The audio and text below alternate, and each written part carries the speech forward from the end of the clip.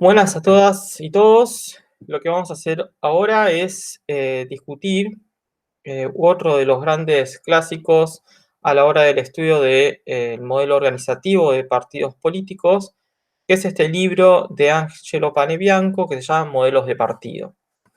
Panebianco es un politólogo italiano que tiene una extensa carrera en lo que es la disciplina. No solo ha escrito sobre partidos políticos, sino también sobre otras agendas. Por ejemplo, una de sus más famosas es la de relaciones internacionales. Eh, Dentro de este libro que nosotros vamos a discutir hoy, Panebianco presenta, me parecía interesante dar cuenta del mismo, uno de los conceptos también clásicos de él, que es el de partido profesional electoral, que es una suerte de continuidad del concepto que todos conocemos de partido atrapatodo, partido cachol.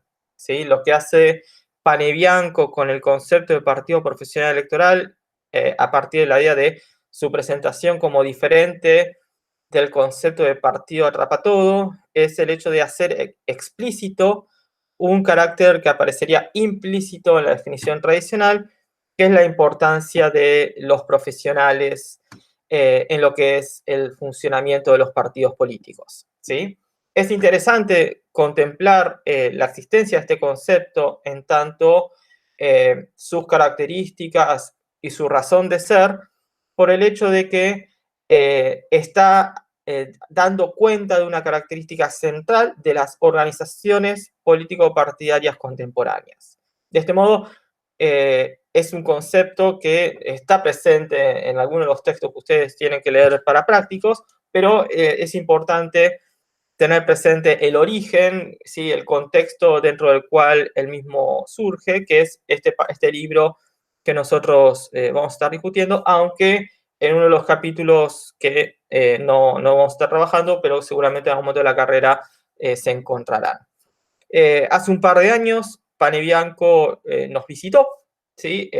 Lo ha hecho varias veces, por supuesto, pero hasta donde tengo entendido, la última vez que lo hizo fue en el Congreso de la SAP, en el año 2015, siendo este congreso, para aquellas y aquellos que no lo conozcan, el congreso de ciencia política más importante que se desarrolla en nuestro país, siendo también un congreso que trae todo el tiempo politólogos y politólogas, no solo argentinas y argentinos, sino también internacionales, ¿no? Uno de los ejemplos fue este de Panebianco, lo cual, en definitiva, es muy interesante asistir por el hecho de que podemos ver en vivo y en directo a esas personas que leemos en una fotocopia, en un libro o en un artículo, ¿sí? Entonces, en medio de todo esto, obviamente les hago una invitación a que comiencen cuando puedan y cuando quieran a asistir a estos congresos de la SAP, porque es una experiencia sumamente enriquecedora,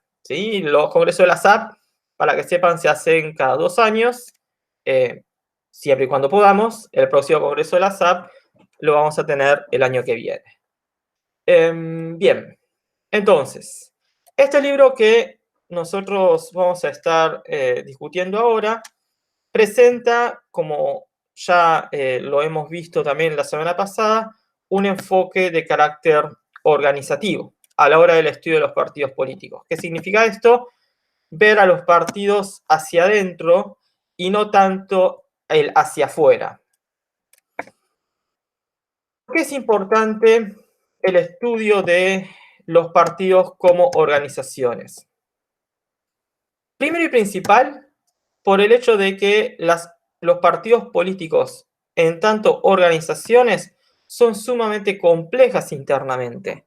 Esto no solo en términos del carácter burocrático que los partidos políticos modernos han adquirido, sobre todo luego de la aparición de los modelos de partidos de masa, sino también por el hecho de que al interior de esa organización burocrática y jerárquica, como vamos a estar viendo, se desenvuelven actores.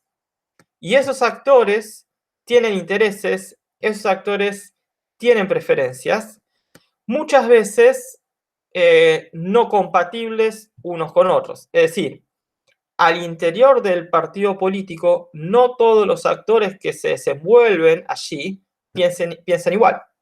Por ejemplo, si pensamos en la realidad cotidiana nuestra, dentro del partido justicialista no todos piensan igual, dentro de la Unión Cívica Radical no todos piensan igual, dentro del PRO no todos piensan igual, dentro del Partido Obrero no todos piensan igual.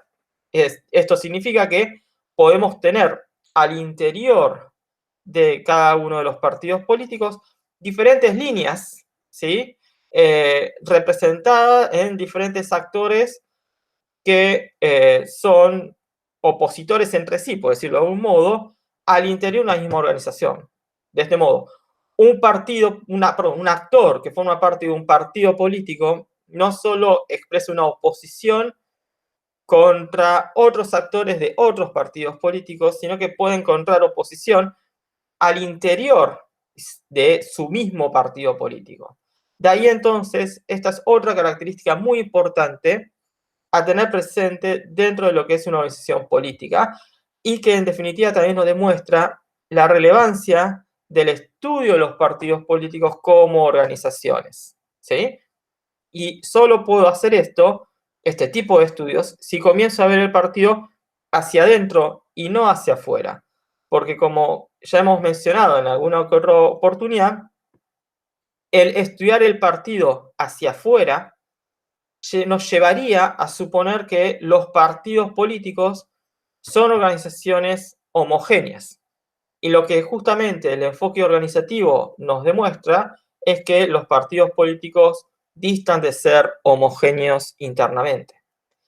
Entonces, teniendo en consideración esto, lo que hace Panibianco es, inicialmente, plantear una crítica frente a muchos de los estudios tradicionales de los partidos políticos. ¿Por qué? Porque muchos de estos estudios de los partidos políticos justamente ven a las organizaciones partidarias como hacia afuera, partiendo del supuesto de que internamente son organizaciones homogéneas y definidas en términos de lo que van a hacer. Entonces, esta cuestión que Panibianco está inicialmente planteando en su texto se desprende de la presencia en la literatura de dos grandes prejuicios. Dos grandes prejuicios que llevan en definitiva a mostrar la importancia del tipo de estudios que el autor está llevando adelante. ¿Cuáles son esos prejuicios? Por un lado el prejuicio sociológico, por el otro el prejuicio teleológico. Cuando hablamos del prejuicio sociológico, obviamente acá, por ejemplo, podemos partir de esa división clásica de East y Rockham, ¿no? En una sociedad existe una serie de líneas conflictivas, por ejemplo, centro-periferia, o uno funcional izquierda-derecha, y bueno, y a partir de esos clivajes surgen determinados partidos que responderían y reflejarían esos conflictos que existen a nivel social. Entonces, partiendo de este supuesto, el prejuicio sociológico nos diría que los partidos políticos no son más que manifestaciones de la conflictividad existente en una sociedad. ¿Sí? De este modo, los partidos son reactivos más que proactivos en términos de las agendas que estas organizaciones defienden. ¿Qué es lo que plantea Panibianco frente a esta posición? Bueno, lo que hace Panibianco es mostrar una lectura un poquito más crítica. Sin negar la existencia de esas agendas, que ahora después las vamos a retomar justamente, para Panibianco se estaría subestimando la capacidad de estos partidos políticos de crear sus propias líneas de agenda, es decir, su propia línea política, su propio posicionamiento frente a la sociedad, frente a los conflictos existentes, y también la realización, la generación y el planteamiento de divisiones al interior de la misma organización partidaria que deben resolverse, en ese sentido, dentro del partido, ¿sí? Entonces, los partidos políticos no son solo manifestaciones de conflictos sociales presentes en una comunidad dada. Los partidos pueden crear agendas independientes frente a dichos conflictos, perdón. Y también lo que pueden hacer los partidos es buscar resolver la conflictividad que al interior mismo del partido existe. El segundo prejuicio, como decíamos recién, es el teleológico. Y el prejuicio teleológico implica atribuirle como observador a los partidos políticos objetivos y fines específicos. ¿Qué significa esto? Bueno, si yo identifico, señalo a partir de una etiqueta X que un partido político es de izquierda o de derecha, yo como observador lo que puedo decir, bueno, este partido que es de izquierda va a perseguir determinados objetivos típicos de una agenda de izquierda. En cambio, si yo veo que el partido, considero que el partido es de derecha, va a perseguir una agenda de derecha, ¿no? Con las problemáticas tradicionales que todos nosotros conocemos, que pueden ser más de izquierda o que pueden ser más de derecha. Entonces, ¿dónde está el problema ahí? Que a partir de esa suposición que uno realiza como observador, atribuyéndole a los partidos determinados objetivos y fines específicos, voy a derivar o considerar que los partidos van a llevar adelante determinadas acciones también específicas para alcanzar a dichos objetivos y fines. El punto acá es que para Panebianco, nuevamente, se subestima lo que es la realidad en sí de los partidos políticos como organizaciones. Es decir, no siempre los partidos políticos, independientemente sean de izquierda o sean de derecha, tienen fines específicos y establecidos. Eso por un aspecto básico inicial.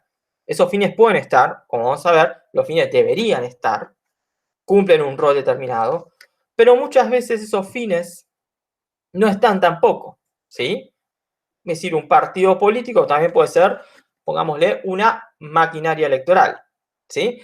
Pero independientemente de la existencia o no de esos fines y su existencia explícita, esos fines de estar presentes no siempre tampoco son los fines reales que los actores dentro de la organización partidaria persiguen.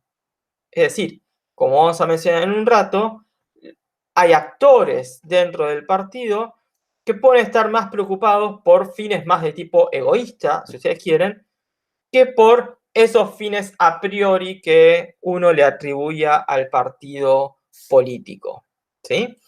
Entonces, el prejuicio sociológico y el prejuicio teleológico parten de ciertos supuestos que no nos permitirían ver un escenario real más complejo a la hora de entender cómo es que un partido político funciona. De este modo es que Panebianco comienza a justificar la relevancia del estudio de los partidos en tanto organizaciones. Ahora, un partido es una organización, ¿sí? Pero, ¿cómo distinguir a un partido político de otras organizaciones que se pueden desenvolver en una sociedad? Esto también ya lo hemos mencionado, pero Panebianco explícitamente lo desarrolla en su texto. Un partido político es una organización que participa en un ambiente específico. ¿Cuál es ese ambiente específico? La arena electoral. Y dentro de esa arena electoral desarrolla una actividad específica. Dicha actividad específica es la de competir por los votos.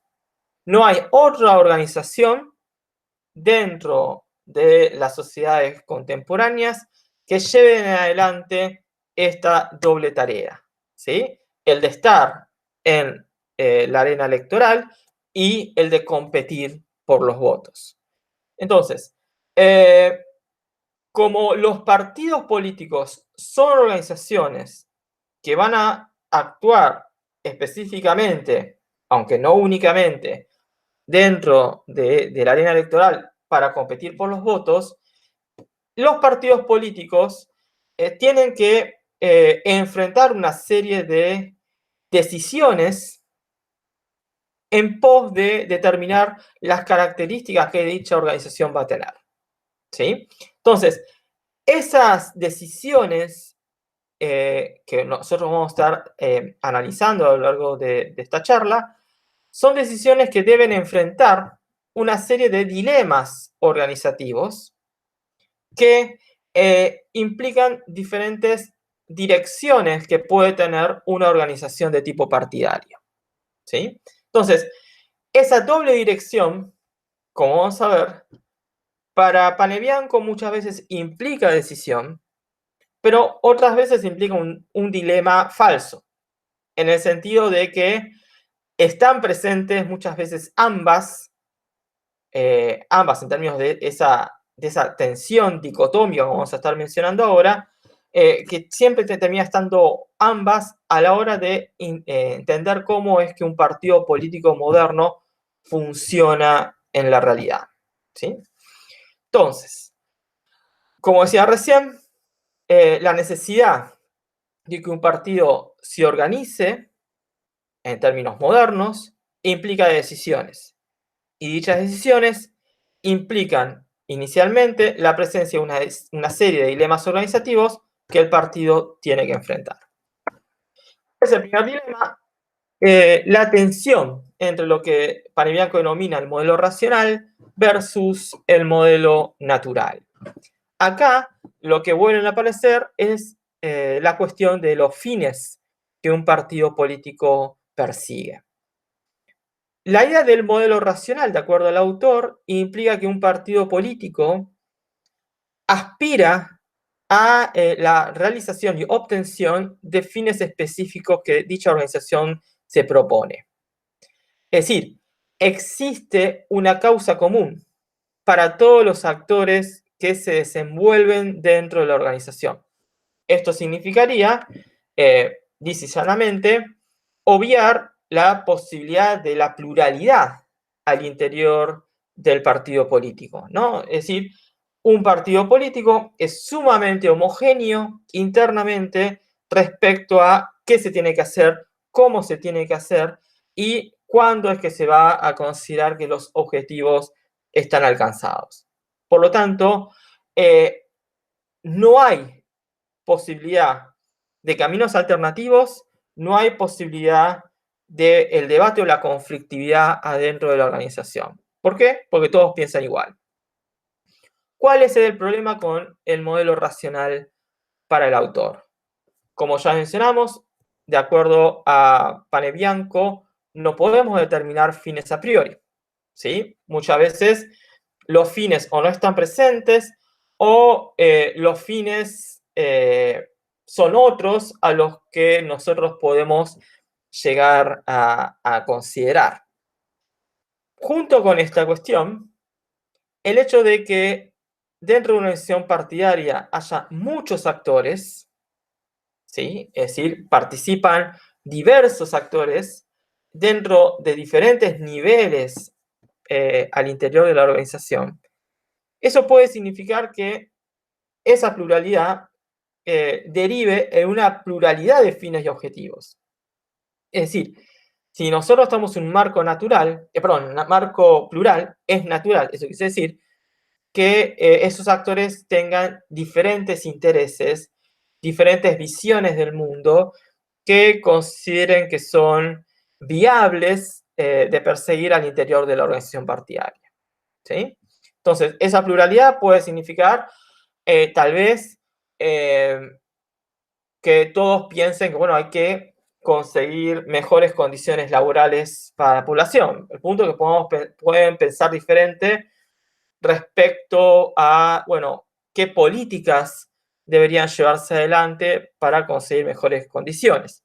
También con qué actores uno debería generar una coalición, con cuáles no. Bueno, son diferentes ejemplos que remiten a un marco de pluralidad. Entonces, si yo estoy en un marco de pluralidad, lo que comienza a agregar también Panebianco es el hecho de que dentro de esa pluralidad de objetivos puede estar este otro objetivo, el cual implicaría que hay una serie de actores al interior del partido que lo que van a buscar es, más que los fines declarados, un objetivo específico de supervivencia, ¿sí? De su posición al interior de la organización partidaria, ¿no? Eso es algo que vamos a volver a mencionar en un rato, porque se relaciona fundamentalmente con aquellos que están en la cúpula, ¿no? ¿Por qué? Porque un partido político, vamos a mencionar después, es una organización de tipo piramidal, ¿sí? Por lo tanto, cuanto más nos vamos acercando hacia la cúpula, ¿sí? Hacia la parte más finita del triángulo jerárquico, implica que son menos actores los que están ahí y por tanto son los que más poder tienen. Entonces, esos actores cada vez son menos, ¿sí? Dentro de la cúpula y por tanto son los que más poder tienen, van a querer permanecer ahí, ¿sí? Pero también dentro de esa pluralidad organizativa del partido político, seguramente haya otros actores más abajo dentro de esa pirámide que lo que busquen sea llegar a la cúpula partidaria y a partir de ese rol determinar la direccionalidad de las decisiones partidarias. Entonces, lo que está diciendo con esto Panebianco es que no hay fines específicos, no hay homogeneidad, hay conflicto y muchas veces los objetivos reales que los actores persiguen son diferentes a los que uno puede conocer desde el afuera, ¿no? Desde el público que se relaciona con esa organización partidaria. Por lo tanto, para Panebianco, existe y surge esta otra posibilidad, que es la del modelo natural. ¿Qué nos dice el modelo natural de la organización partidaria? El modelo natural parte del supuesto de que en un partido político hay multiplicidad de fines.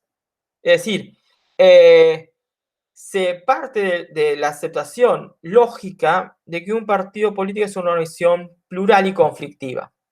Por lo tanto, si hay pluralidad, si hay conflicto, es muy importante que ese conflicto no derive en algo también que ocurre mucho en la práctica, la disidencia política, la decisión política, esto es, que actores que forman parte del partido terminen saliendo del mismo, por ejemplo, fundando otras fuerzas políticas. Entonces, si hay pluralidad, si hay conflicto, es importante sostener el carácter colectivo de la organización y que todos, en cierto modo, se mantengan adentro. Por lo tanto, es importante, de acuerdo al modelo natural, sostener el equilibrio dentro de esa pluralidad y dentro de esa cuestión cumplen un rol determinante aquellos que puedan ser mediadores. ¿Quiénes pueden ser mediadores? Por ejemplo, los líderes dentro de la organización, ¿sí? Referentes dentro de la organización que puedan justamente mediar entre las diferentes visiones organizativas. Entonces, todo lo que está planteando acá Panebianco es que, en definitiva, al interior de la organización partidaria hay fines declarados, eso como vamos a estar viendo siempre están, pero también hay fines reales. La idea de la supervivencia, la idea de crecer al interior de la organización, ¿sí? Transformándome en referente o transformándome en líder. Y en definitiva, dentro de esos fines reales, pueden ir desde aspectos relacionados a la necesidad, el objetivo de que la organización vaya creciendo, se vuelva cada vez más importante, o también el hecho de, insisto, como decíamos un ratito, que aquellos que están en la cúpula partidaria, ¿sí? Es lógico que pretendan continuar en dicho rol, ¿sí? Entonces, lo que plantea el autor es que si nosotros pensamos en el momento del origen del partido y el momento de la consolidación posterior del partido, estos dos modelos entran a jugar mutuamente. Es decir, si nosotros vamos al origen partidario, es muy probable que el funcionamiento de la organización tienda a estar más cercano a lo que es el modelo racional. Pero el punto es que esa organización posiblemente crezca, se vuelva más compleja, ingresen nuevos actores, ingresen nuevas ideas.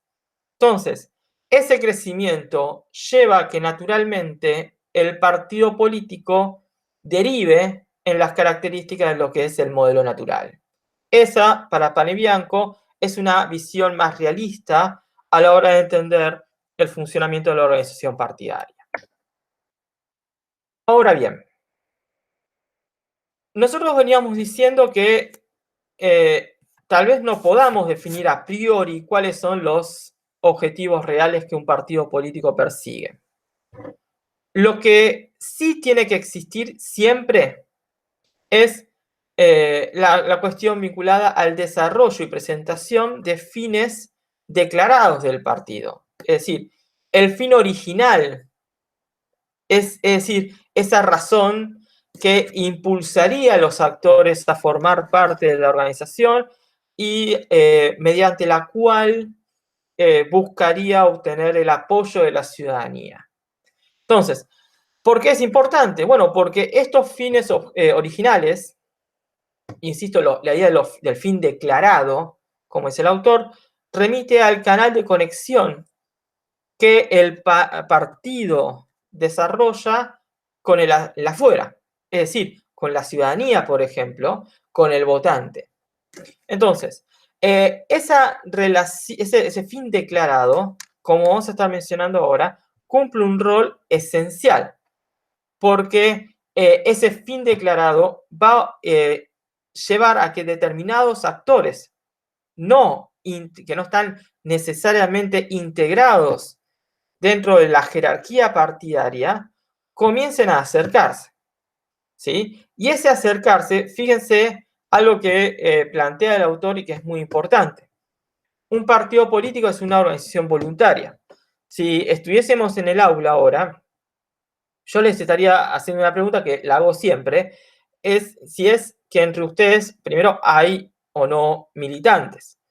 Y si hay militantes, a los militantes yo les preguntaría qué es lo que los hace participar dentro de la organización, si es que alguien los obligó o las obligó a participar dentro de la organización o si se acercaron de manera voluntaria, ¿sí? Usualmente la respuesta es que nadie obligó a nadie y que la participación es voluntaria a partir de ciertos intereses que la persona persigue.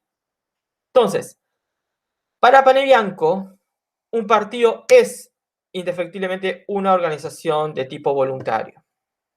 Entonces, como la participación es voluntaria, hay que generar los incentivos para que los actores despierten interés en participar dentro de la organización. Así, Panebianco nos habla de dos tipos de incentivos, ¿sí?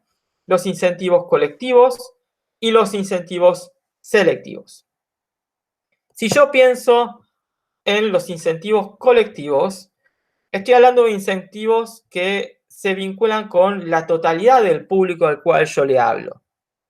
Eso significa un público interno del partido, es decir, público que actúa y se desenvuelve al interior de la burocracia partidaria, pero también yo, mediante esos incentivos colectivos, me comunico con lo que sería el afuera del partido, es decir, la ciudadanía, el votante, ¿no?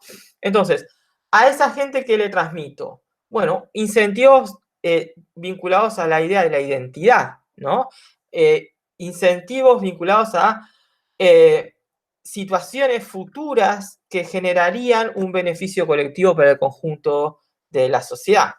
Entonces, si yo soy un partido que indico una agenda en pos de mejores condiciones para la clase trabajadora, si yo soy un partido que propongo un cambio cultural e institucional de lo que es el funcionamiento de la democracia contemporánea en pos de llegar a un escenario más propicio para nuestro futuro. Si yo propongo cambiar la élite política en su conjunto, porque la élite política en su conjunto es corrupta, ¿sí? Bueno, yo ahí siempre estoy transmitiendo incentivos colectivos, porque lo que estoy haciendo ahí es no le estoy hablando a una persona o a un grupo de personas específico, sino yo le estoy hablando al conjunto de la comunidad, y a partir de esa comunicación colectiva, lo que busco es obtener su apoyo,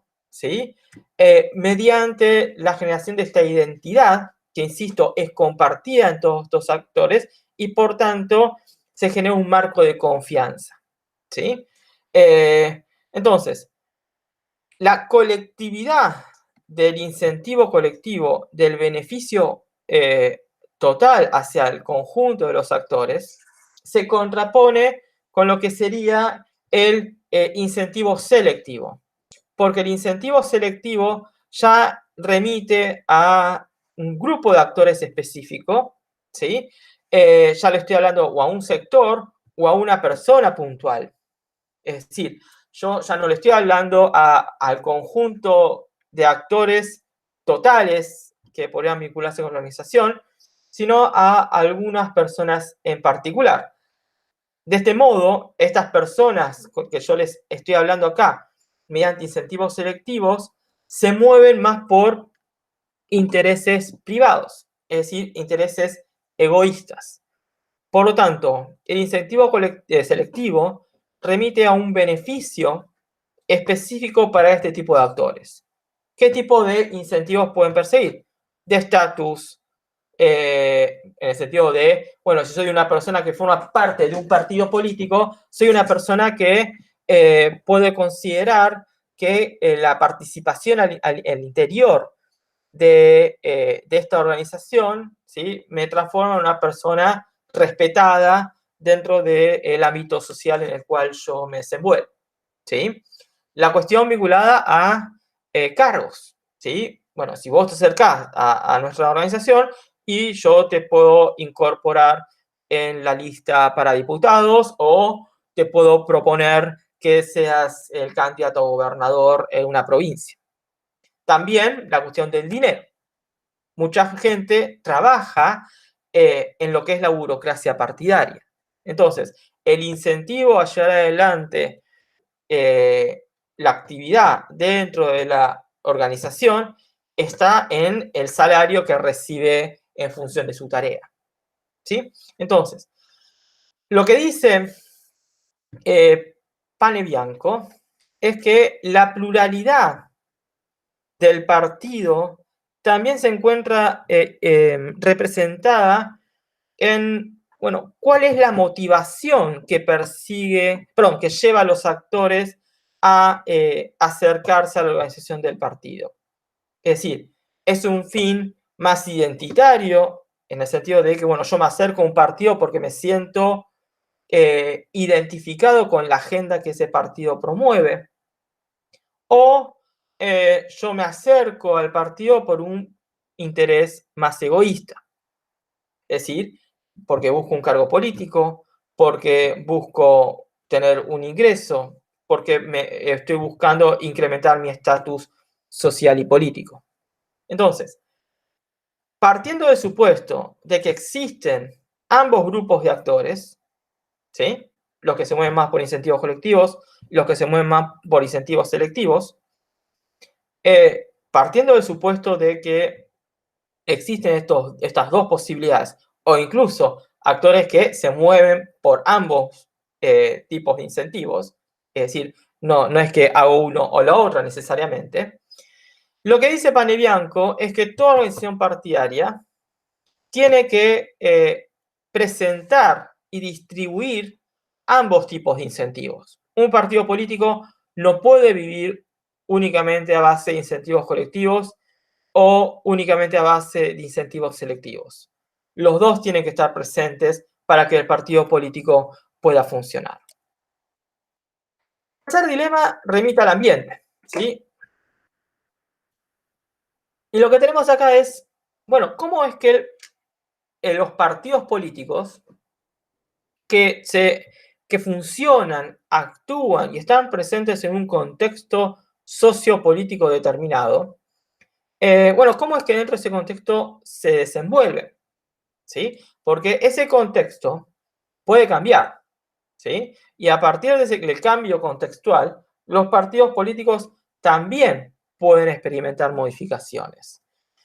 Entonces, la pregunta que se hace Panebianco respecto a esta tensión, es decir, si el partido político se adapta al ambiente o si el partido político lo domina, ¿sí? ¿Es el partido se adapta al mismo o el partido lo transforma?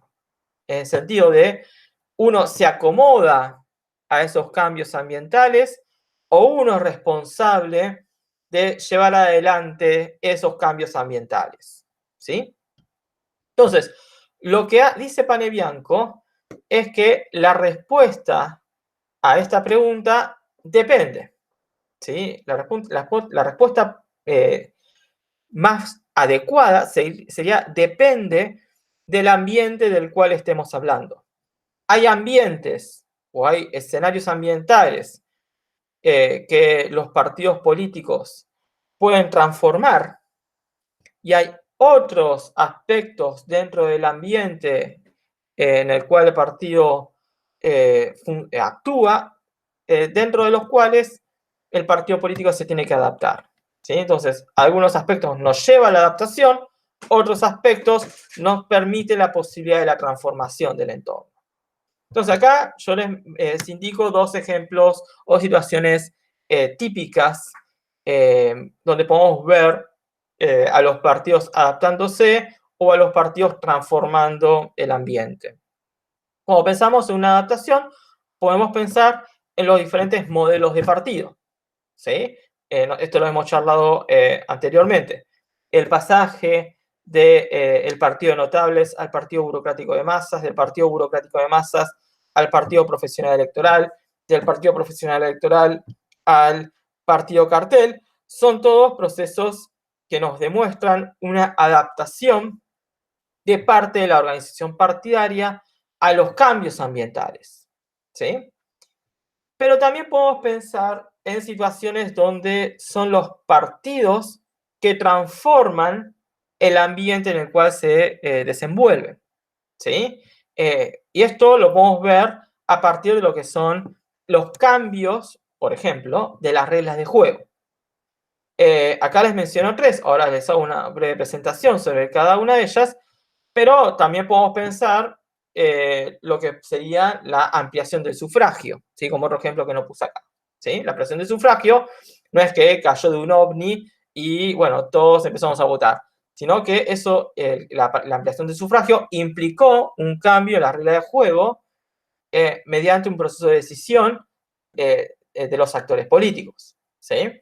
Entonces, la ley de cuota de género, la ley de paridad, las PASO, ¿sí? Son ejemplos de cambios que los partidos políticos hicieron sobre el contexto en el cual se estaban desenvolviendo, ¿sí? ¿Por qué aparecieron las leyes de cuota? ¿Por qué apareció después la ley de paridad? Bueno, ¿por qué? Porque se consideraba que al interior de los partidos políticos la política, el proceso de decisión y de representación tendía a estar fuertemente concentrada en el género masculino, ¿sí? Eso tenía un reflejo a nivel representativo y ese reflejo a nivel representativo estaba en el hecho de que si se veía las cámaras del Congreso de la Nación, uno encontraba una muy baja presencia de mujeres, tanto en la Cámara de Diputados como en la Cámara de Senadores, pensando en el caso argentino, ¿sí? Entonces, como los partidos políticos no manifestaban una gran voluntad en ampliar ese juego internamente, ¿sí? Es decir, ampliar las cuotas de manera tal de que las mujeres tengan mayor participación internamente y en la lista de candidatos, se llevaron adelante estos procesos de modificación de las reglas de juego, introduciendo la ley de cuota de género y la ley de paridad, por ejemplo, ¿no? La ley de cuota de género establecía un 30% de mujeres en posiciones competitivas dentro de las listas de candidaturas. La ley de paridad ya implica la necesidad de que la mitad de las listas sea conformada por hombres, la otra mitad sea conformada sí o sí por mujeres, ¿sí? Entonces, el objetivo de este cambio es generar un cambio ambiental, incrementar la presencia de mujeres en las cámaras representativas, ¿no? Y las PASO, cuando se introdujeron, uno de los grandes objetivos que se perseguía fue la de la reducción de la fragmentación del sistema partidario, sobre todo después de lo que sucedió en el 2001, ¿sí? Eso también implicó un cambio impulsado por actores pertenecientes a diferentes espacios políticos partidarios en pos de la transformación del ambiente. En otros términos, los actores a veces se adaptan y otras veces transforman el ambiente. El otro dilema es vinculado a quién es el que toma las decisiones al interior del partido. Entonces, si nosotros partimos del supuesto de que un partido político implica una organización burocrática y jerárquica, eso significa que a medida que subimos en la escala jerárquica, diferentes actores van tomando decisiones, ¿sí? Y por tanto la decisión final siempre recae en la cúpula, ¿no?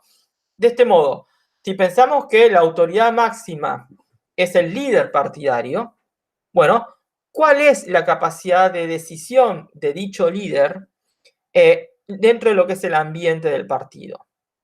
Entonces, ahí Panebianco plantea nuevamente un dilema en términos de si dicha capacidad de decisión es discrecional, es decir, el líder hace lo que cree conveniente y no encuentra ningún limitante, sea en términos de actores o sea en términos de reglas de juego establecidas, lo cual implica que lo único que establece la direccionalidad del proceso de decisión es la discrecionalidad de dicho actor, ¿sí? O si ese proceso de decisión que lleva adelante el líder se encuentra limitado y condicionado por los límites establecidos por el partido. Por ejemplo, dentro de lo que es la carta orgánica de dicha organización. Entonces, lo que plantea Panebianco, teniendo en cuenta esta tensión, es que mucho sentido no tendría hablar de la discrecionalidad máxima o de ver los límites partidarios hasta dónde llegan. ¿Por qué? Porque siempre los líderes actúan en un marco colectivo, como vamos a ver en un rato. El líder nunca está solo. El líder siempre actúa en coalición. Por lo tanto, si el líder actúa en coalición, la decisión no recae únicamente en él, ¿sí? La famosa, podemos decir, la famosa mesa chica, ¿no? La mesa chica es la que en definitiva toma las decisiones que van a influir en el partido político y en la direccionalidad que dicha organización adquiera.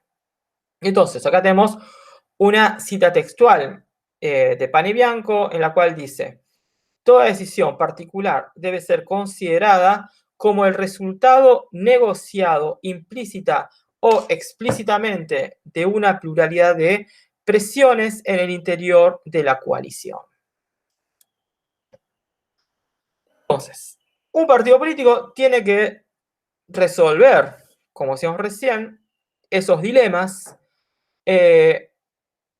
pero una vez que el partido ya funciona como una organización moderna, implica indefectiblemente relaciones de poder, ¿no? Esto ya lo sabemos desde Mises, ¿no? ¿Por qué? Porque el partido es una organización jerárquica. Entonces, como el partido es una relación jerárquica, implica siempre la existencia de relaciones de poder, ¿no? Algunos actores tienen más poder que otros y por tanto esos actores que tienen más poder van a tener capacidad de influir en la direccionalidad de los procesos, ¿sí? Una lectura sumamente weberiana. Entonces, si el partido es jerárquico, si el partido es piramidal, en términos de su organización, que es la organización lógica y natural, que nosotros sabemos que tiene una organización partidaria, la distribución del poder no es uniforme, en el sentido de que todos, podemos decir, tienen una cuota de poder, pero no todos tienen la misma cuota de poder. Ahora, el hecho de que todos los actores tengan, aunque sea una pequeña cuota de poder, significa que algo importa dentro de lo que es la organización y el funcionamiento del partido. Por lo tanto, entre todos los actores que tienen dicha cuota de poder, sea muy grande o sea muy chica, se genera siempre un proceso de relación de intercambio. ¿Por qué? Porque estamos hablando de actores que se necesitan mutuamente, ¿sí? Pero el hecho de que esa necesidad sea mutua, ¿sí? No significa que, como decíamos recién, estén en un mismo nivel, porque la distribución del poder no es uniforme. Por lo tanto, la relación, el intercambio es recíproco, pero no es asimétrico. ¿Sí? Perdón, pero es asimétrico, en el sentido, eso quise decir, en el sentido de que lo que uno obtiene, ¿sí? No es lo mismo que lo que el otro obtiene. ¿Sí? Es decir, hay una relación de intercambio, ahora podemos pensar algunos ejemplos, pero eso no significa que los actores están en un mismo nivel o que ese intercambio los va a poner en un mismo nivel. ¿Sí? Siempre los que están en una posición superior dentro de la estructura de la organización partidaria va a quedar en una mejor posición, pensando en la influencia siempre en el destino o en la direccionalidad del proceso de toma de decisiones en el partido. ¿Sí? Entonces acá, por ejemplo, les pongo dos ejemplos, ¿sí? En términos de los líderes con los militantes y los líderes con los votantes. ¿Por qué es que pongo estos ejemplos puntuales acá? Bueno, porque estamos hablando de dos tipos de actores, pensando en los votantes y los militantes, que se acercan más o están más en lo que es la base de la pirámide, ¿sí? Y el líder es un actor que está en la cúspide del partido. Sin embargo, fíjense que si bien estamos hablando de actores que están en puntas diferentes dentro de lo que es la estructura piramidal, son actores que se necesitan mutuamente, ¿sí? ¿Por qué? Porque el líder partidario requiere de los votos de la ciudadanía para poder mantenerse dentro de la organización o para poder acceder al cargo político que aspire, ¿sí? La presidencia, la gobernación, un cargo de diputado, de senador, etc. ¿Sí? Entonces, esa relación de intercambio implica que el líder ofrece políticas a cambio de votos y el votante otorga sus votos a cambio de políticas. Y es ahí donde entra nuevamente a jugar, y muy fuerte, la importancia de los incentivos colectivos, ¿sí? Los incentivos colectivos es el canal justamente mediante el cual se establece esta relación de intercambio de recursos de poder entre líderes y votantes, ¿sí? Es decir, yo no voy a acudir a un votante, ¿sí? Ceteris paribus, otros factores, por supuesto, lo voy a decir, bueno, votame, y si me votás, yo te doy este cargo político en tal lugar, ¿no? Es decir, no es lo común. Lo común es acercarse al votante mediante lo que son los incentivos colectivos. Ahora, fíjense qué es lo que pasa con los militantes, porque lo que dice acá Pane Bianco es que cuando hablamos de los militantes podemos estar ante diferentes tipos de militantes, ¿no? Podemos tener el militante creyente, pero también podemos tener el militante de tipo arribista. Si yo pienso en el militante creyente, estoy hablando del militante que es el núcleo duro respecto al mensaje identitario que el partido expresa, ¿no? Es decir, el defensor acérrimo de ese fin declarado que el partido expresa, ¿sí? ¿Dónde está la importancia de ese fin declarado? Nuevamente, ese fin declarado es esencial para la generación de ese incentivo colectivo que va a atraer a votantes y también a militantes creyentes, ¿sí? Entonces, el militante creyente es un actor central para, pues, para decirlo de algún modo, transmitir, ¿sí?, a la ciudadanía ese mensaje que el partido expresa.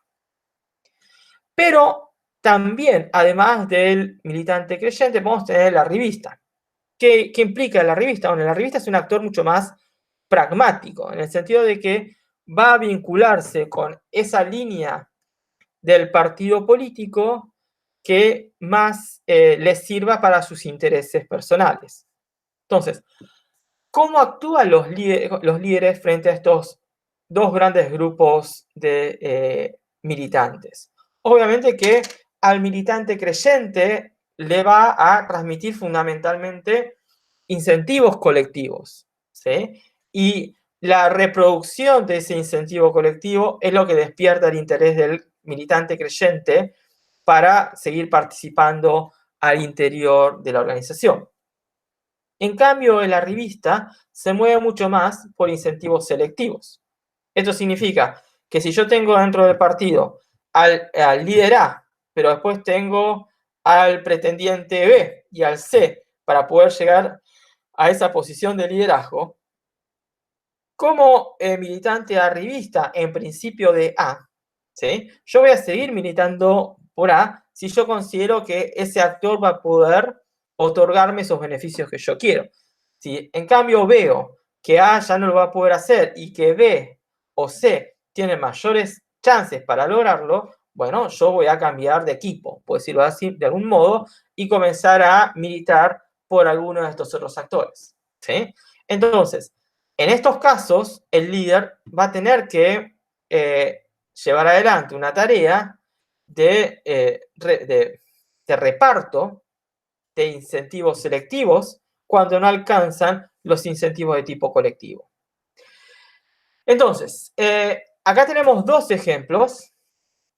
Hay otros más, ahora después los vamos a poder ir mencionando, a partir de los cuales los líderes o los actores que se acercan cada vez más a la cúpula llevan adelante relaciones de intercambio en términos de recursos de poder con diferentes actores que pueden estar más abajo de la cúpula y más abajo dentro de lo que es la pirámide total. ¿Por qué? Porque todos cumplen un rol importante dentro de la organización del partido, ¿sí?, por más que la distribución del poder no sea simétrica. Pero a pesar de que el poder no es asimétrico en su distribución, ¿sí? Perdón, no es simétrico, eso quise decir, perdón. Vuelvo para atrás. El poder, la distribución del poder es asimétrico, eso quiero decir. Entonces, si la distribución del poder es asimétrico, eso significa que los actores que están al interior de la organización no tienen el mismo poder, pero sí son necesarios para el funcionamiento del conjunto de la organización. Desde el líder que toma decisiones hasta el último votante que con su voto sostiene el poder electoral de dicha organización. Entonces, la distribución asimétrica implica pluralidad en términos de la cuota de poder que tienen los actores, pero eso no quita la importancia de cada uno de estos últimos para el funcionamiento del partido. Por lo tanto, esa distribución asimétrica implica siempre relaciones de intercambio recíprocos. Ahora, como decíamos también hace un rato, un líder no actúa solo, sino que el líder entra en relación con otros actores, con los cuales conforma una coalición, ¿sí? Entonces, la cúpula partidaria encuentra al líder, pero ese líder se encuentra rodeado por lo que vamos a denominar la coalición dominante, ¿sí? Ahora, esa coalición dominante, vamos a ver también, no es una coalición estática, en el sentido de que esa coalición puede cambiar, lo cual significa que al interior de esa pluralidad que el partido tiene, podemos tener actores que están dentro de la cúpula, es decir, que forman parte de la coalición dominante, y otros actores que aspiran a ocupar ese lugar. Obviamente, entre estos sectores lo que va a haber es tensión y va a haber conflicto. Entonces, tantos unos como otros lo que van a buscar es tener influencia o aspirar a tener influencia en la dirección del proceso político al interior de la organización. ¿Y quiénes son los que pueden hacer esto? Insisto, que están en la cúpula, los que forman parte de la coalición dominante. Entonces, una coalición dominante, además de ser colectiva, ¿sí?, se va a ver representada fundamentalmente a partir del control de lo que Panebianco va a denominar las zonas de incertidumbre, ¿sí?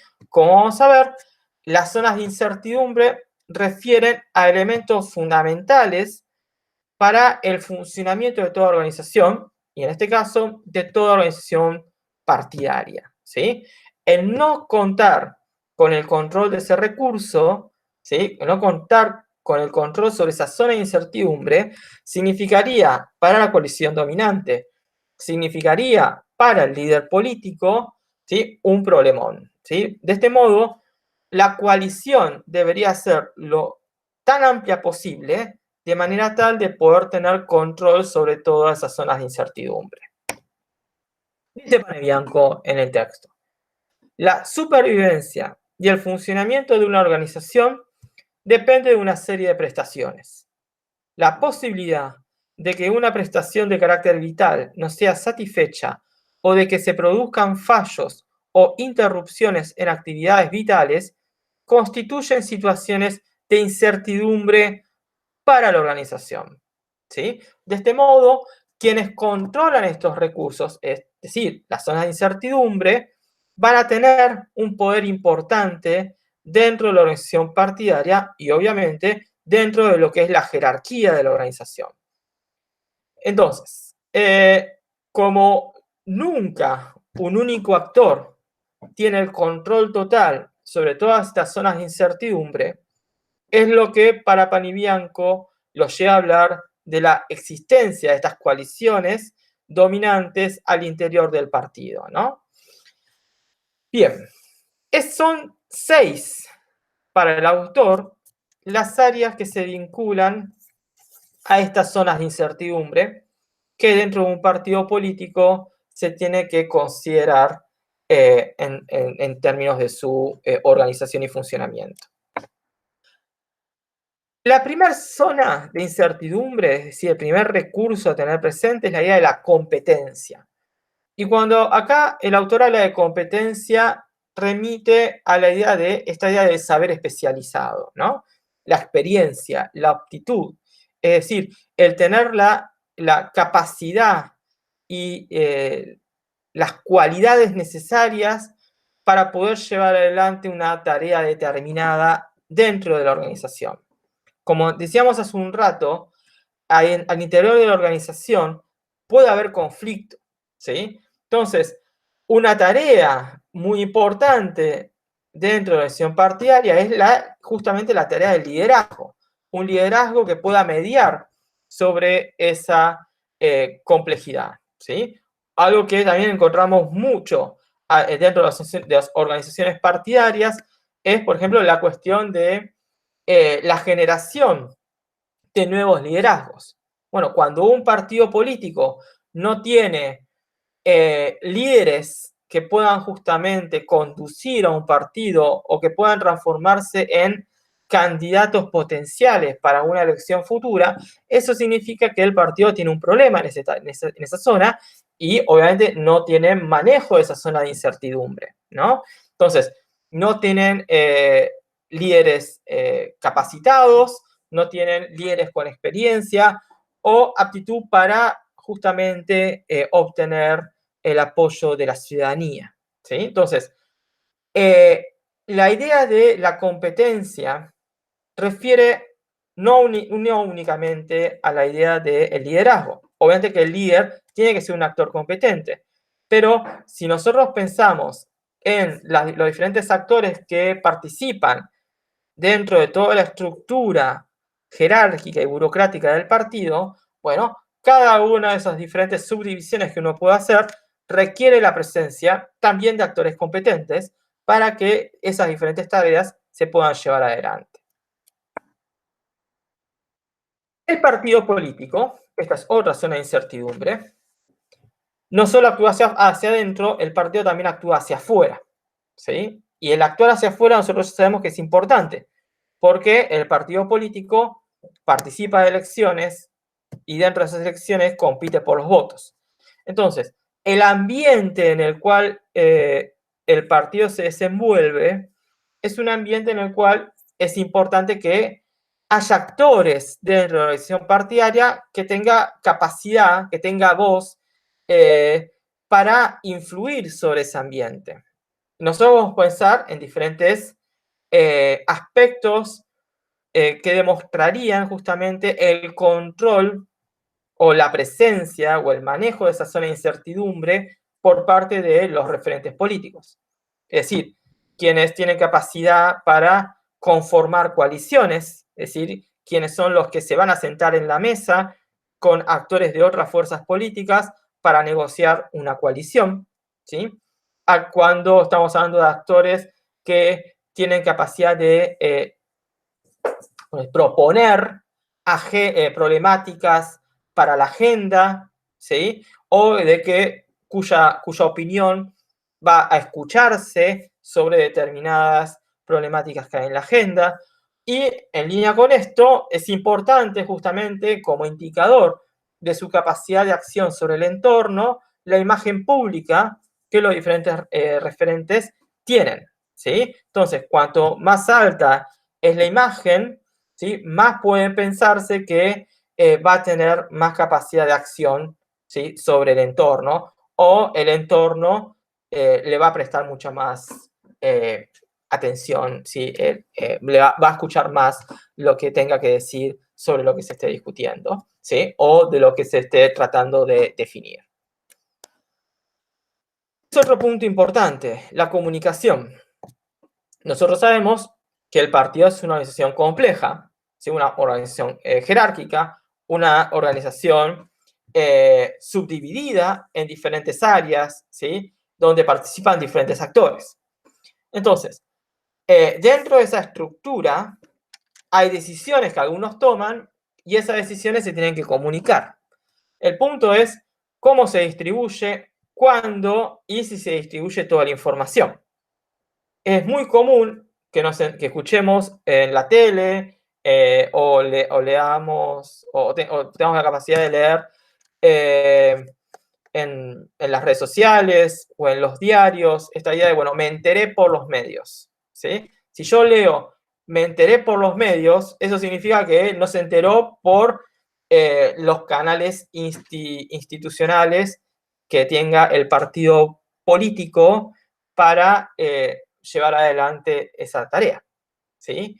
Entonces, si uno se enteró por los medios, significa que el canal de comunicación no llegó a él, ¿sí? Entonces, quien tenga capacidad de tener control sobre la información, ¿sí? Por ejemplo, podemos pensar en la famosa mesa chica, también acá, es un actor con mucho poder, ¿no? Porque tiene información, ¿sí? y esa información la puede transmitir o no.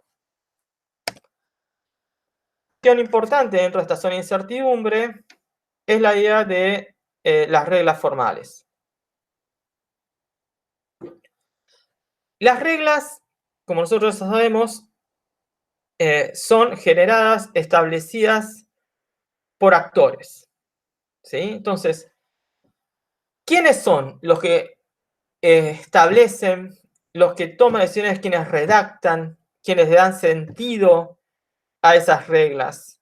¿Sí? Quienes, como también podemos ver en los textos de prácticos, quienes pueden tolerar desviaciones sobre ese marco normativo, ¿sí? Bueno, son siempre actores de poder, ¿sí? Es decir, tienen control sobre esta zona de incertidumbre en términos de la redacción, ¿sí? E interpretación de esas reglas que se llevan adelante, que se establecen para el conjunto de la organización partidaria, ¿sí? Entonces, si yo puedo escribir, si yo puedo darle sentido, o incluso si yo puedo tolerar que otros no cumplan esas reglas, incluso yo, soy un actor de poder, ¿sí? Y que tengo control sobre esta zona de incertidumbre. Otros elementos importantes es el financiamiento. Un partido político no puede funcionar sin dinero, sin recursos, ¿sí? Entonces, como también ustedes habrán visto, por ejemplo, esto está muy claro en el texto de Levitsky-Freidenberg, quien tiene control sobre los recursos partidarios es un actor con mucho poder. También es un actor con mucho poder aquel que pueda recaudar fondos o tenga justamente los contactos para poder financiar el partido. Esto es muy importante cuando el financiamiento no solo proviene de fuentes internas, sino también de fuentes externas a la organización, ¿sí?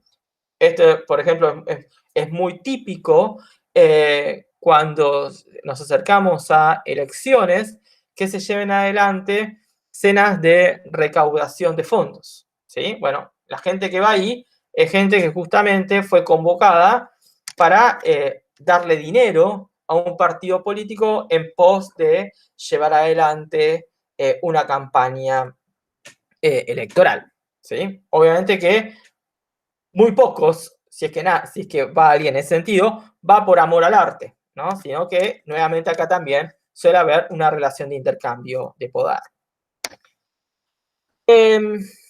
Otro aspecto importante dentro de esta zona de incertidumbre refiere al reclutamiento, ¿sí? Y cuando hablamos de reclutamiento, acá estamos hablando de los diferentes miembros que forman parte de la jerarquía partidaria, ¿no? Desde los votantes, los militantes, los dirigentes, los líderes que están presentes a lo largo de la estructura, ¿sí? Entonces, yo puedo establecer qué tipo de actores son los que pueden participar y cuáles no, qué reglas o qué condiciones los actores deben cumplir, ¿sí? Para poder estar presente dentro de la organización, ¿sí? Pero también, por ejemplo, esta idea de la idea de las oportunidades que ofrece la organización está presente en el sentido de, bueno, podemos pensar en la lógica de un incentivo selectivo, es decir, ¿qué chances tengo yo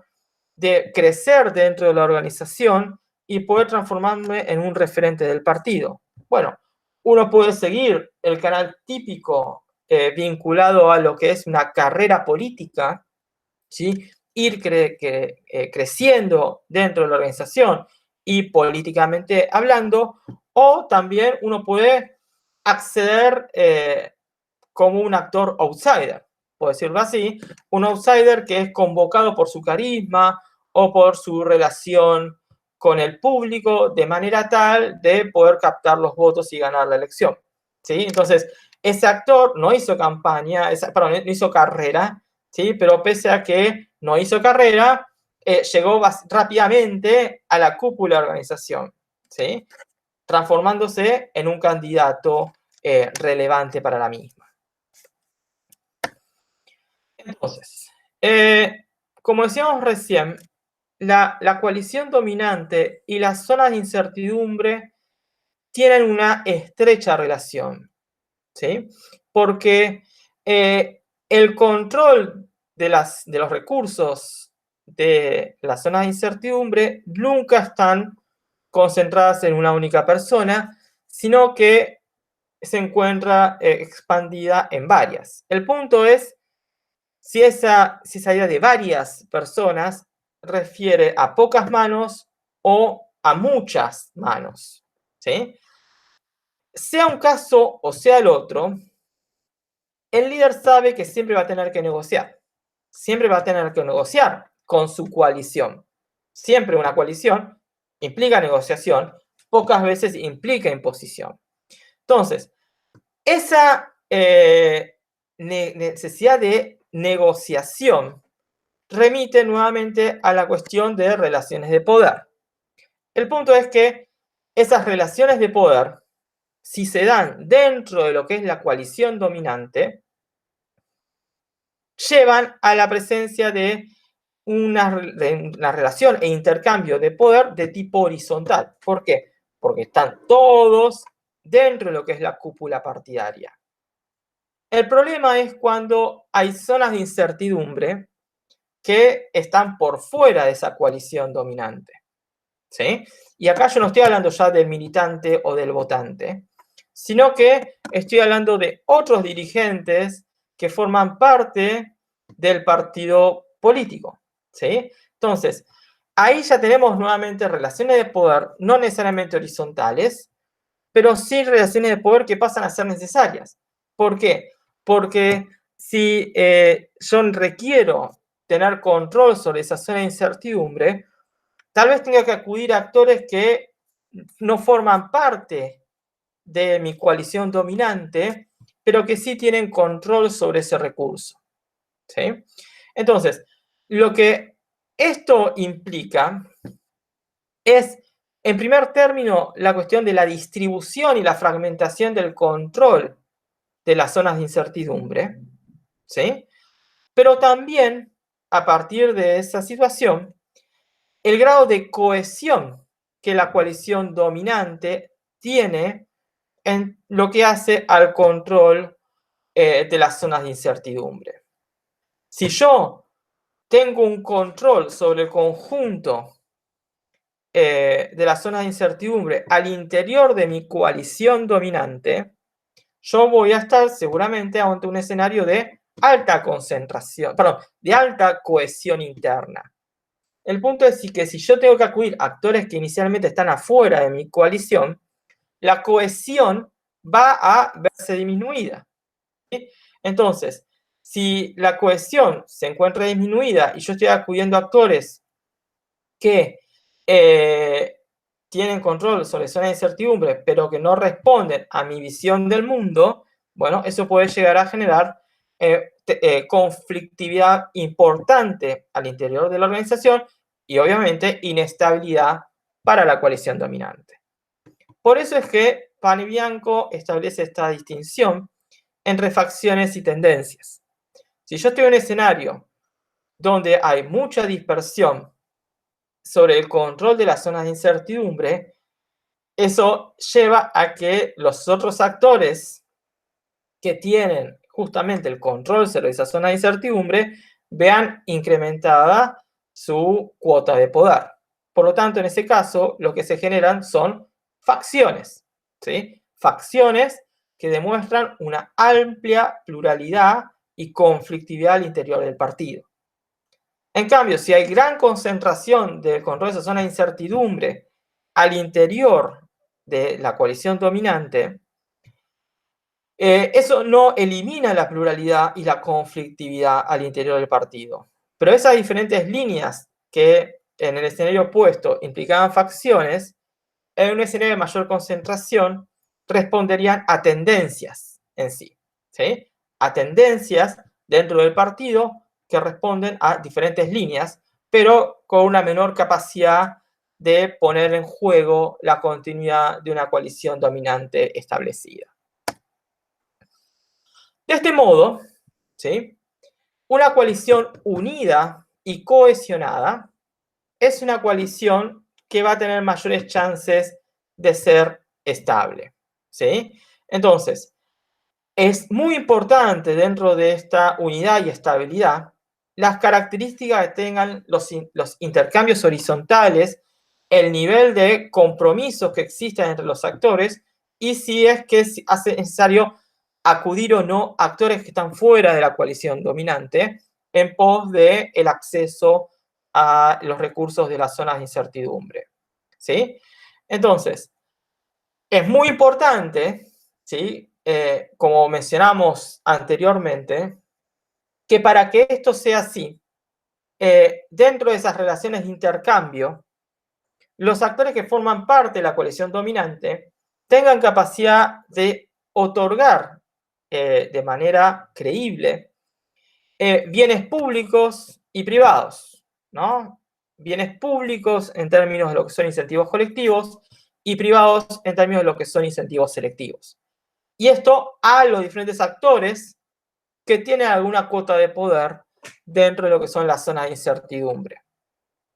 Entonces, si esto no se logra, si los líderes, si los actores que forman parte de esa coalición dominante pierden capacidad para llevar adelante, ¿no? este reparto de bienes privados o públicos, eso va a llevar a que los actores que deberían recibirlos pierdan confianza en dicha coalición y por tanto esa coalición pierda legitimidad.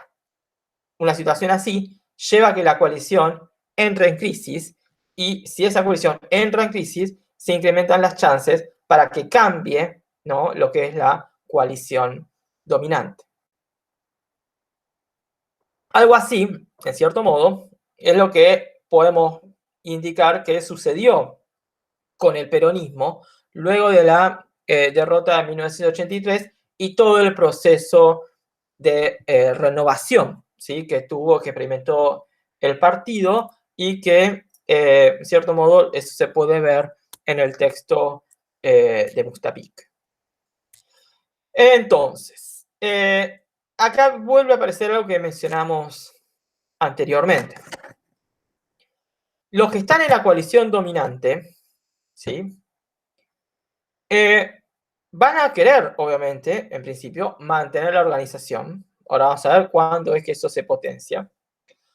Pero, como objetivo central dentro de dicha meta más general, está la idea de asegurar, bajo las mejores condiciones posibles, la supervivencia de dicha coalición en la cumbre de la jerarquía del partido, ¿sí? Es decir, los líderes van a querer seguir siendo líderes, ¿sí? Los que forman parte de la coalición dominante van a querer seguir siendo parte de esa coalición dominante.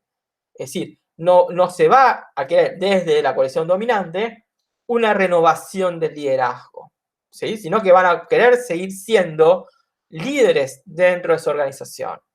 Por eso es que Panebianco lo que señala es que para estos actores el principal objetivo, más que el objetivo vinculado al fin declarado, es el de la necesidad de la supervivencia de dichos actores como actores líderes dentro de la organización, ¿sí? Quieren seguir siendo los referentes principales de dicho partido. En cambio, aquellos que forman parte, por ejemplo, de las facciones que buscan crecer en su lugar dentro de esa jerarquía partidaria, lo que van a buscar es más que los fines declarados, también crecer dentro de la organización del partido y transformarse en los futuros líderes del mismo.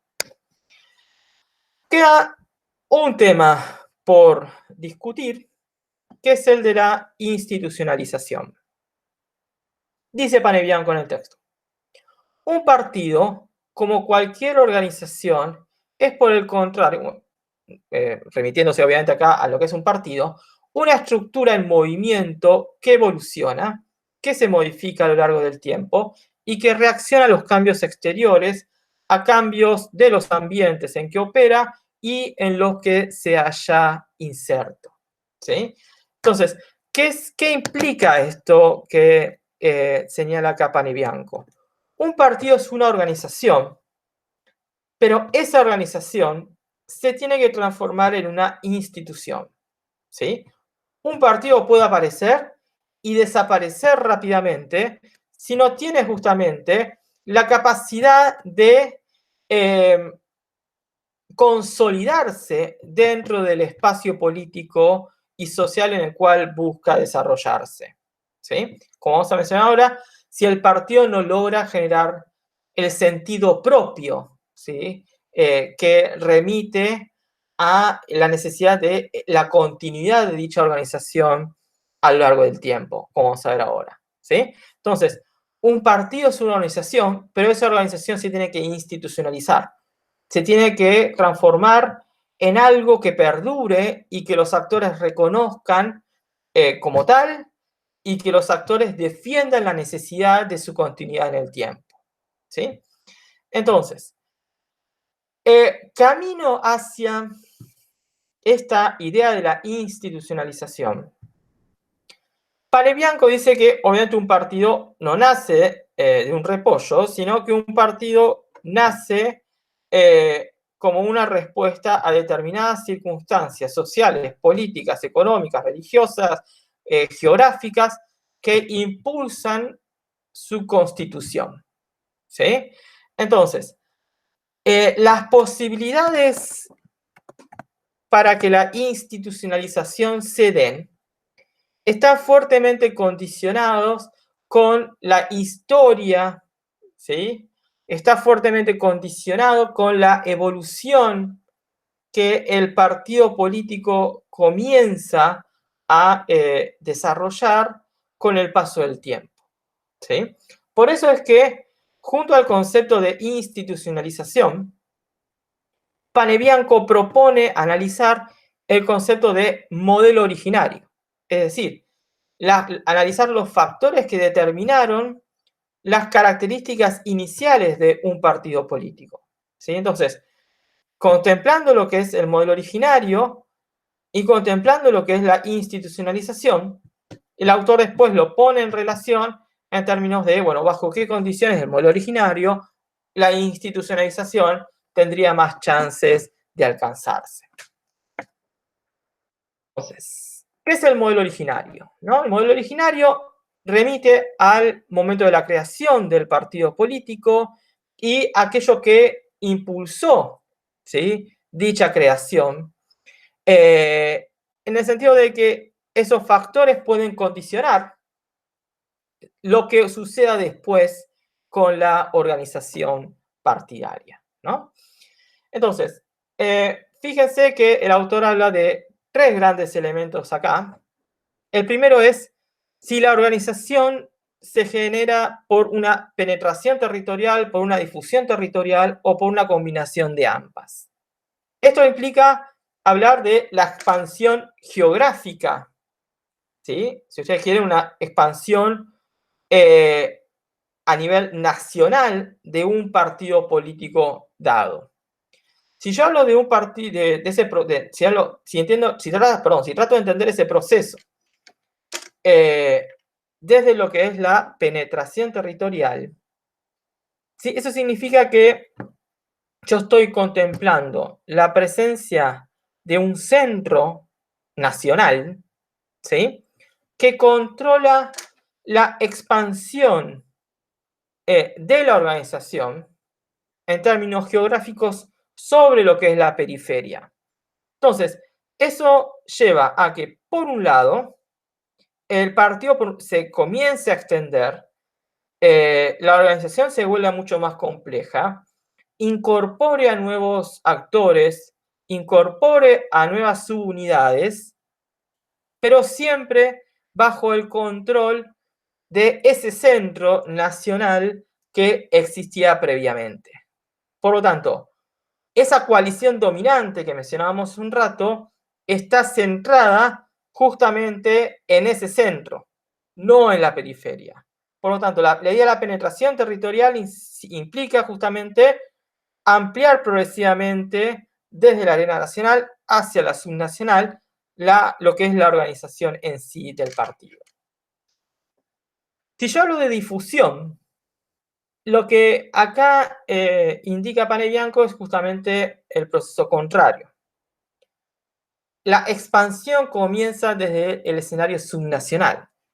El punto es que si la expansión geográfica del partido se desarrolla desde la idea de difusión, eso implica hablar de la presencia de varias élites políticas pertenecientes justamente a los diferentes territorios subnacionales dentro de los cuales el partido comienza a extenderse camino hacia su organización de tipo nacional. ¿Sí? Ahora, una vez que se estableció esa organización nacional, ¿cuál es el punto acá? El punto acá es la coexistencia de múltiples, ¿sí?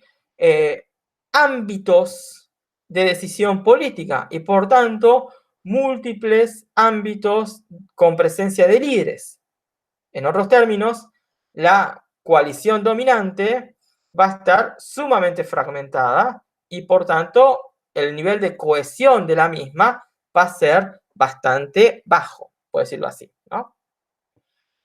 Pero también acá lo que dice Panebianco es la posiblemente, o una tercera posibilidad, es la combinación de estos factores, ¿no? Por ejemplo, que un partido político comience desde lo que es la difusión territorial, ¿sí? Como decíamos recién, que se transforme en una organización nacional y que a partir de esa organización nacional después comience nuevamente a expandirse a nivel subnacional, allí donde con el proceso anterior no se había llegado. ¿Sí? Entonces, insisto, son diferentes formas como una organización política puede nacionalizarse, pero el punto es que la gran diferencia entre estos modelos se encuentra en cómo impactan a la hora de analizar el liderazgo político del partido. Un liderazgo político mucho más centralizado o un liderazgo político mucho más descentralizado, con las consecuencias que eso, vamos a ver, tiene. El segundo factor es si existe o no una institución externa al partido político y que sea justamente la organización o la institución que patrocina la generación de dicha fuerza política. Esto es un dato no menor. ¿Por qué? Porque si existe esa institución externa, por ejemplo, un sindicato, ¿sí? Eso significaría que el partido político sería como el brazo político, entre muchas comillas, de dicho sindicato. ¿Sí? Eso es una primer consecuencia de la existencia de esa presencia, ¿no? Pero hay una segunda consecuencia también muy importante, y es la vinculada a la lealtad. Si existe esta institución patrocinadora, ¿sí? Institución, insisto, externa al partido, el punto pasa por, bueno, ¿a quién uno le debe su lealtad? ¿Al partido o esa institución externa? Lo que usualmente se considera cuando se analizan casos de este tipo es que la lealtad primero va a esa institución externa y por derivación va hacia el partido. ¿Sí? Entonces, si es un sindicato el que promueve la aparición del partido político, bueno, yo primero formo parte de un sindicato y como formo parte de este sindicato, también formo parte de este partido político, ¿sí? Pero no es al revés. Es decir, no es que formo parte del partido y no formo parte del sindicato, ¿no? Entonces, una cosa es si existe esa institución externa, que insisto, patrocine la aparición del partido, o si el partido político se genera sin este patrocinio, ¿sí? Y por tanto es autónomo. El tercer elemento posible que el autor considera es el carácter carismático o no de un partido político. ¿Qué implica esto? Bueno, si el partido político tiene un carácter carismático en su conformación, eso significa que la organización política nace, se desenvuelve y el futuro de dicha organización va a estar fuertemente ligado a la figura de dicho líder carismático. ¿Sí? Ese es el punto acá. Si no existe ese líder carismático o si el partido surgió de manera independiente a dicha figura, bueno, es otra característica importante a tener en cuenta en términos de lo que es el modelo originario del partido. Entonces, visto lo anterior, si un partido se institucionaliza, significa ello que el partido se consolidó. Se consolidó en términos de tiempo y espacio. ¿Sí? Si un partido se consolidó, se institucionalizó, uno puede suponer que ese partido político va a seguir funcionando en el futuro, ¿sí? Y que no va a desaparecer. O, en cierto modo, uno no va a tener incertidumbre sobre el futuro de la organización. Si nosotros pensamos en Estados Unidos, en el Reino Unido, ¿sí? Uno puede suponer que el Partido Republicano, el Partido Demócrata, el Partido Laborista, el Partido Conservador, son partidos que van a continuar existiendo en el futuro, ¿sí? ¿Por qué? Pues son partidos fuertemente institucionalizados y que una derrota electoral no va a llevar a su desaparición, ¿sí? Entonces, ¿cuándo es que un partido se institucionaliza? Bueno, eso sucede cuando el partido adquiere lo que Panebianco denomina como sentido propio, ¿sí? Es decir, no solo tiene valores y fines originarios, ¿sí? Sino que esos valores y fines son independientes de un actor o grupo de actores específico. Por decirlo rápidamente, un partido político que se constituye en torno a una figura y dicha figura compite en elecciones, pierde las elecciones y en función de eso esa persona desaparece políticamente hablando, es muy probable que se lleve consigo al partido político. Es decir, desaparece el líder, desaparece el partido. ¿Por qué ahí? Porque en esa situación el partido político como tal está fuertemente vinculado a la imagen de ese referente. ¿Sí? No tiene sentido propio, ¿sí? Está ligado a ese referente y no va a sobrevivir con un cambio en lo que es la élite política, ¿no? Entonces, si un partido se institucionaliza, si adquiere un sentido propio, lo que dice Panebianco es que se generan dos grandes consecuencias. Por un lado, los diferentes actores que forman parte de la organización piramidal van a expresar intereses por el mantenimiento de la organización en el tiempo. ¿Sí? Sobre esto vuelvo ahora. Y junto con esto, el desarrollo de lealtades organizativas. Es decir, yo voy a seguir estando dentro de la organización partidaria y le voy a ser fiel a la organización partidaria. ¿A qué voy con esto para dar una vuelta más de tuerca a este argumento?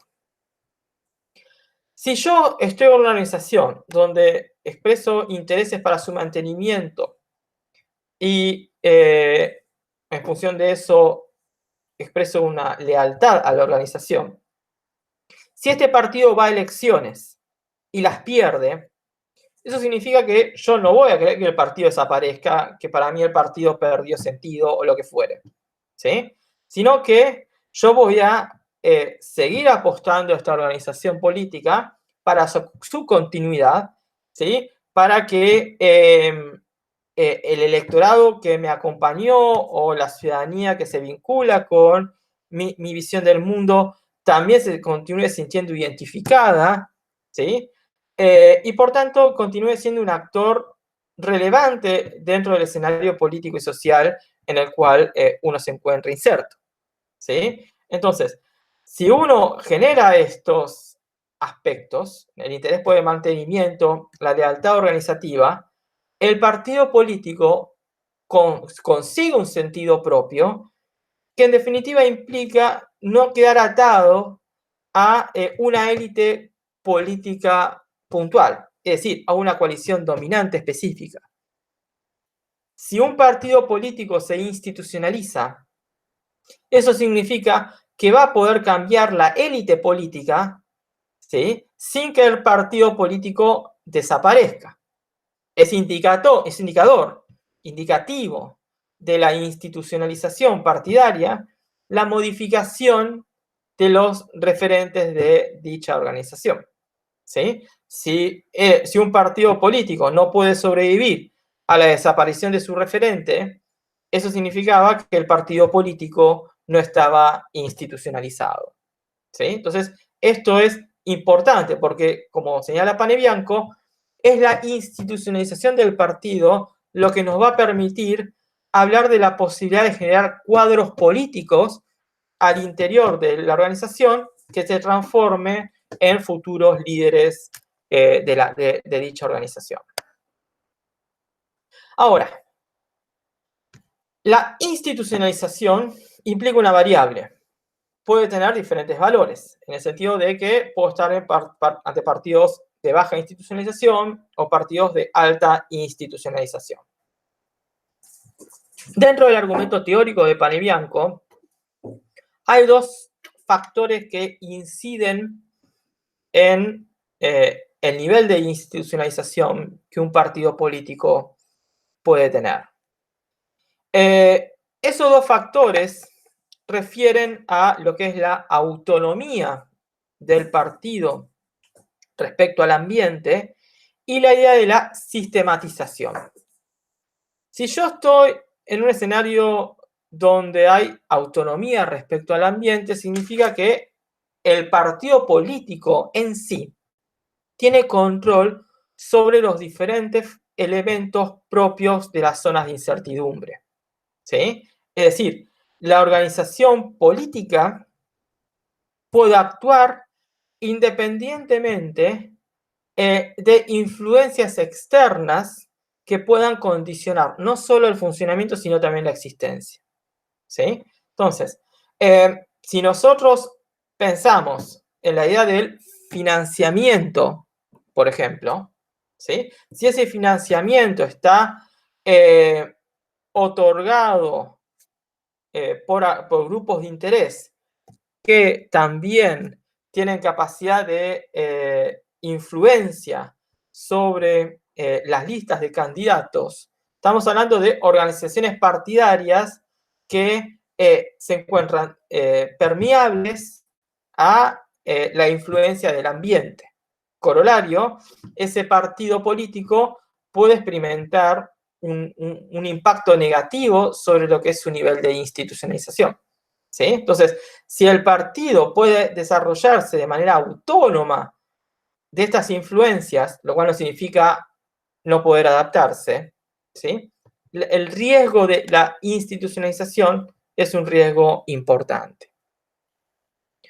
El segundo elemento que mencionamos es la idea de la sistematización, y acá refiere a la coherencia estructural del partido en términos de liderazgo, ¿sí?